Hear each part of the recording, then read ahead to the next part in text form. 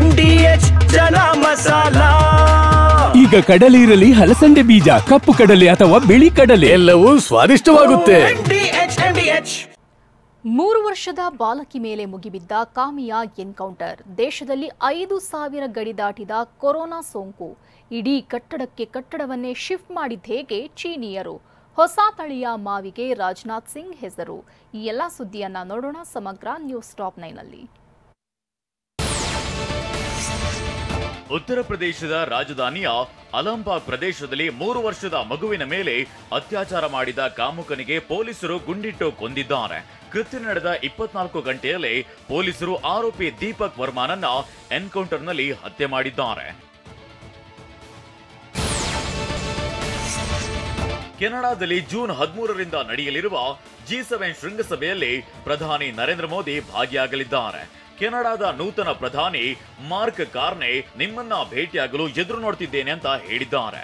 ಮೋದಿಗೆ ಫೋನ್ ಮಾಡಿದ mark ಕಾರ್ನೆ G7 ಶೃಂಗಸಭೆಯಲ್ಲಿ ಭಾಗವಹಿಸುವಂತೆ ಆಹ್ವಾನಿಸಿದ್ದಾರೆ.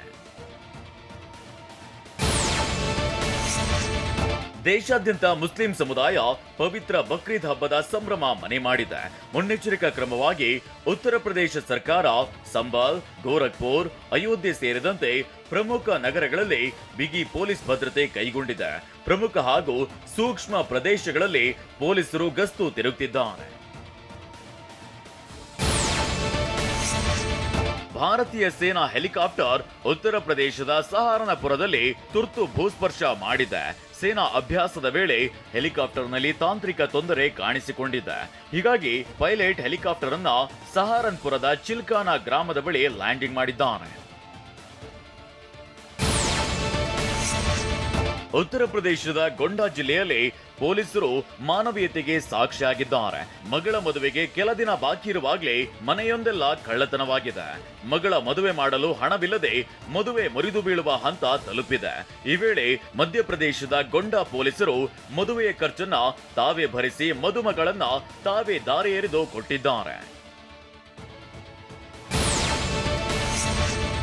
ಭಾರತದ ಮಾವು ಮನುಷ್ಯ ಎಂದೇ ಖ್ಯಾತಿ ಪಡೆದಿರುವ ಪದ್ಮಶ್ರೀ ಪುರಸ್ಕೃತ ಹಾಜಿ ಕಲೀಮುಲ್ಲಾ ಖಾನ್ ಲಕ್ನೋನಲ್ಲಿರುವ ಮಲಿಹಾಬಾದ್ನಲ್ಲಿ 300 ತಳಿಯ ಮಾವಿನ ಮರಗಳನ್ನ ಬೆಳೆಸಿದ್ದಾರೆ.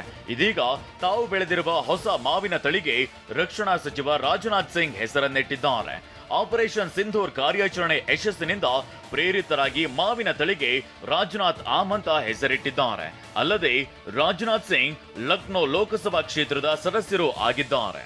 ವಾಹ್, ಯಾಕೆ ಈಗ ಬಂತ ಸ್ವಾದ? ಖಂಡಿತ ಈಗ ಬಂತು ಅಸಲಿ ಸ್ವಾದ. MDH chunky chaat masala life ಅಲ್ಲಿ ಅಸಲಿ ಸ್ವಾದ ತರುತ್ತೆ. ಅಸಲಿ ಮಸಾಲ, ಎಸ್ ಎಸ್ MDH.